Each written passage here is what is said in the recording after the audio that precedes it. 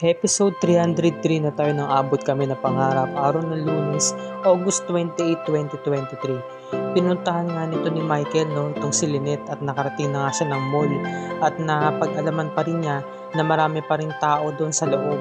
Samantalang itong sina Doc Yula saka si Doc Joan ngayon lang ulit sila nagkita matapos magkasikaso ng mga pasyente at tatawagan nga nila itong si Nurse Karen. At laking pasalamat din dahil nagre-ring yung cellphone ni Nurse Karen, meron ng signal. Ngayon, nasagot na nila at nakahingi sila ng balita tungkol nga sa loob nga ng symposium. At napag-alaman nila na okay naman si Nurse Evan saka si Nurse Karen. Ngunit ang binalita nito na Nurse Evan, hindi daw niya nakita na sina Annalyn. Ang huli na lang daw niya nakita is si Zoe nung siya bumalik para maganap ng lagusan. Ngunit nalaman niya na patay na raw itong si Moira at iniinyakan daw ito ni Zoe. Fake news. Ngayon, kinakailangan na rin nilang umalis dahil kailangan nilang samahan itong si Doc Luke dahil nga nakahiga ito, nakaratay ito at kinakailangan na talagang isakay ito sa ambulance. Kaya limitado lang ang pag-uusap nila. Gusto pa sana nilang hingan pa ng panig yung mga doctors sa East Ridge katulad ni Annalyn, pero kinakailangan na talagang umalis na Nurse Evan sa ni Nurse Karen. Kaya sabi nila, sige po Doc Yula and Doc Joan, mamaya na lang po. Yan. So nabitin sila at nalaman din nila na wala pa rin daw balita sina Nurse Evan at Nurse Karen sa mga kasama nila sa Apex. Samantalang itong si Lynette, kasama itong si RJ at narinig niya na meron tao sa labas, si Michael. Yun, sumisigaw siya, humingi siya ng tulong at narinig ito ni Michael. Kaya tinawag na rin niya si Lynette. Sabi niya, Lynette, ikaw ba yan? Sabi naman ni Lynette, ako to, Michael. Humingi ka ng tulong, pakiusap. Nandito ako, natrap kaming dalawa ni RJ, kasama ko siya. So nagulat si Michael, kasama pala ni Lynette itong si RJ. Sabi naman ni Michael, hihingi ako ng tulong sa mga rescuers. Sandali na nga, Lynette, hintayin mo ko, babalik ako dyan. At ito naman si Lynette, tatakot. Samantalang itong si Doc Yula saka si Doc Joan, nagulat sila dahil nakabalik na rin ng hospital itong si Doc Prado, si Doc Ken. Napayakap itong si Doc Yula, Ganon din si Doc Joan kasi labi sila nag-alala. Ngayon sabi nila, nasa mga kasamahan natin? Sina Doc Minor, sina Doc Joy. Sabi naman ni Doc Ken, wala akong balita. Samantalang si Zoe naman, kasama niya si Doc Luke. Iniwan ko na sila dahil nag-asikaso rin ako ng pasyente. So sabi naman ni Doc Yula, patay na raw si Ma'am Moira. Nagkahiwalay kasi sila ni Doc Luke. Binalita sa amin ni Nurse Evan ngayon lang. So hindi rin makapaniwala si Doc Ken, sabi niya, talaga wala na si Ma'am Moira. Hindi nga makapaniwala si Doc Joan. Sabi niya, kung patay na talaga si Ma'am Moira, paano na si Zoe? Sabi naman ni Joan, talaga malulungkot si Zoe dahil mahal na mahal niya nanay niya. Samantalang binalikan na ni Lynette itong si RJ, para nga sabihin na nandiyan na si Michael sa labas at tutulungan sila. So sabi naman ni RJ, naalala ko na lahat, Lynette. Noong mga panahon na yon, mahal na mahal kita, nagmamahalan tayo. Nagkakalabuan na talaga kami ni Moira. Hindi na namin maisipa ang relasyon namin, kaya magpapail na ako ng divorce. So naalala niya, Sabi naman ni Lynette, hindi mo pwedeng hiwalayin si Ma'am Moira, mahal na mahal ka niya. Sabi naman ni RJ, hindi na ako pwedeng magtagal pa sa kanya dahil di ko na maatin na makasama siya. Dahil hindi naman ako liligaya, kapiling siya, sabi. Kaya tutuloy ko na ang divorce. Yun. So, naging masaya na rin tong si Lynette sa wakas. Nanambalik na rin ang alaala ni RJ. Hindi pa nga siya makapaniwala na una. Sabi niya, baka nagbibiliryo lang, di ba? Ano ba pinagsasabi mo, RJ? Sabi naman ni RJ, totoo to, Lynette. Totoo na nanambalik na ang mga alaala ko. So, inakay na nga nito ni Lynette itong si RJ nung inangat na niya. At ito na, nakalabas na nga itong sina Nurse Evan, Nurse Karen, saka si Doc Luke.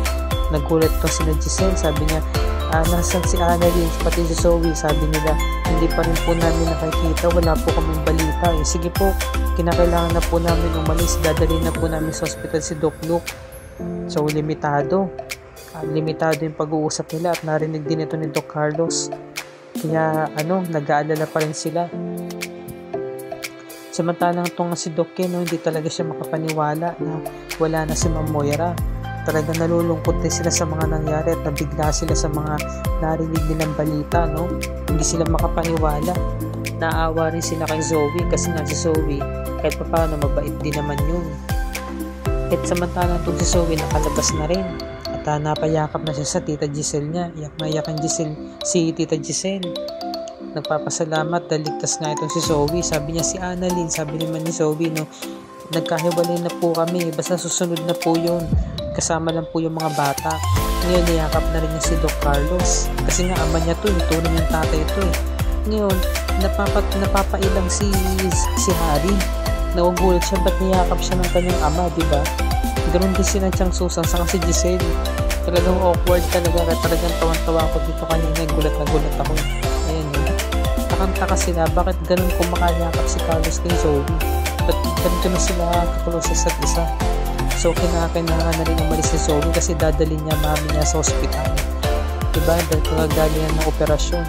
Ngunit hindi na ito binibigyan ng pansin ni Carlos, diretso pa rin ang tingin niya.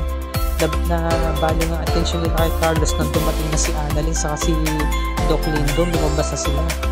Nung natatanaw na ni Carlos na Annalyn, tinawag niya na ito.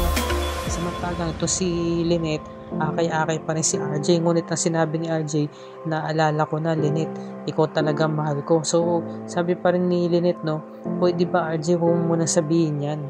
Samantalang ito na yung mga boys, mga maliligo ni Annalyn, tuwan-tuwa. Yan, niyakap agad ni Annalyn yung tita niya. Sabi naman ni Chang Susan, hindi ka ba nasaktan? Wala bang masakit? Sabi naman ni Annalyn, wala po. Wala naman pong masakit sa akin. Niyakap niya na maigpit ang tita Giselle niya saka Lola Susan niya. Yun. Pumunta na rin si Doc Lindon kay Doc Carlos. Yan, nag-akbay sila. Masaya sila dahil kahit paano ligtas sa mga kaanak nila sa loob at hindi rin na-injured. Hindi na pahamak si Zoe saka si Annalyn. Masaya sila. So yun, kinausap ni Giselle si Lindon, sabi niya thank God ligtas ka. Yun, nagkangitian sila. Tapos si Annalyn niyakap siya ng tatlong lalaking manliligaw niya. Yun, salamat sa inyo, nandito kayo. Niyakap nila si Annalyn. So ito na, sabi naman ni Annalyn, kamusta po si nanay? Sabi naman ni Chang Susan, no, tumawag sa akin si Michael, binalita na nandoon na siya sa mall, pero huwag ka mag-alala, okay naman ang nanay mo, natrap lang sa loob, ililigtas siya nila Michael. Yun, so niyakap pa rin ni Annalyn yung tita Giselle niya. Samantalang itong si Lynette, mo sabi niya, RJ, ano ba pinagsasabi mo? Pwede ba huwag mo muna sabihin yan sa ngayon? Kailangan mo munang gawin ngayon, yung makalabas tayo. Yun muna ang i-priority natin. Alalahanin mo, nandito pa tayo sa loob, kaya kailangan natin makalabas dito sa loob. Ngunit sabi talaga ni RJ, no, ayoko na makalimot, Lynette, kasi sawa na ako. Ngayon nanumbalik ng alaala ko, kaya masaya na ako, sabi ni RJ, no. Ayun, ito na, no, nagyakapan si Doc Lindon saka si Annalyn. Kinilig din ako dito eh. Nagshaken sila pero kinuha ni Annalyn, no, pinalapit niya si Annalyn at niyakap. Ito na mahigpit. Best tandem sila eh, di ba? Mahal din naman kasi ni Doc Lindon si Annalyn. Ayan. Tapos biglang dumating yung mga bata, na-istorbo sila sa moment nila. Hinahanap nila si Precious, pasaway itong Precious na to eh, itong batang to eh. Panira ng moment eh. Kaya nangyari, itong bida natin, tigas ang ulo, nagpakabayani. Pumunta pa sa loob, nasa labas na nga, ligtas na nga sila. Tapos itong si Lynette, no, binalikan na sila ni Michael. Sabi ni Michael, Lynette, nililigtas ko na kayo, nandito na mga rescuer. Pero yung mga rescuer hindi dyan dumaan, di ba? So naghukay itong si Michael at meron siyang nahukay na butas. Ayan, kasyang-kasyang isang tao. Tanaw na tanaw niya si Lynette, nagtanawan sila. Sabi niya, Lynette, nandito ako, dito sa baba, lumunod ka. O yan, no, nakikita mo na ako. Sabi ni Lynette, no, nakikita na kita, Michael. Lynette, yan, tanaw na kita. Sige na, lumabas na kayo, gumapang na kayo. Sabi niya, no. So nagtatalo pa yung dalawa, magama talaga si Annalyn saka si RJ, ang kukulit. Nagtatalo yung dalawa kung sino yung mauna. Sabi naman ni RJ, no, ikaw na mauna, Lynette, kailangan ka ni Annalyn. Sabi naman ni Lynette, sige na RJ, ikaw tong may sugat, ikaw tong pasyente, kaya kailangan ikaw mauna. Pero nagpumilit talaga si RJ, no, hanggang sa sinabi nga ni Lynette, sigurado ka, susunod ka. Pangako mo sa akin na susunod ka. Samantalang to si Annalyn pumasok pa sa loob at pinigilan na nga siya ng rescuer. Sabi ng rescuer na isa, "Ma'am, pinagbabawalan na po kayong bumalik dito. Huwag na po kayong pumasok. Pakiusap po. Delikado na ho. Ipaubayan nyo na po sa amin." Sabi naman ni Annalyn, no, meron kasing batang na nandiyan pa rin sa loob. So, pinuntahan siya ni Lyndon, no, pinagbabawalan na nga siya sumunod. Sabi niya, "Annalyn, ba't ba napakakulit mo? Tigas-tigas ang ulo mo." Sabi naman ni Annalyn, no, "Nandito na rin naman tayo, Doc Lyndon, kaya lubusin na natin, tumulong na tayo. Doktor tayo, di ba? Gawin natin tungkulin natin. Hanggat may pasyente sa loob, hindi tayo titigil," sabi ni Annalyn, no. Samantalang kung si Lynette, gumapang na siya, no, papalabas. At may mga gumuguho pang mga bato. Daan-daan si Lynette na lumalabas at natatakot din siya, baka mabagsakan siya ng mga bato. Yun, naabot na ni Michael yung kamay niya. Samantalang itong si Annalyn, talagang nakikipagtalo pa rin kay Lyndon. Sabi niya, no, "O may pasyenteng sumisigaw, puntahan mo na, Lyndon. Sige na, Doc Lyndon, puntahan mo na. Pabayaan mo na ako." Samantalang itong si RJ, nanghihina na talaga. Sabi naman ni Lynette, "No, RJ, nandito na ako sa labas. Sige na, sumunod ka na, ikaw naman." No? Pinagpipilitan ni RJ, gumapang siya. Yun. Papalapit kina Lynette sa kay Michael. Inaabot niya na yung kamay pero nawalan na ito ng malay. Kakaawa naman si RJ. Nagulat si Lynette, sabi niya, "RJ." Nagulat siya. Nawalan ng malay. So ito na yung dapat natin pakatutukan bukas, mga kapuso, no? Sa sobrang pasaway at katigasan ni Annalyn, no, napahamak siya. Nakita niya na si Precious yung bata pero napahamak siya. So ito yung dapat natin pakatutukan ngayong araw ng Martes.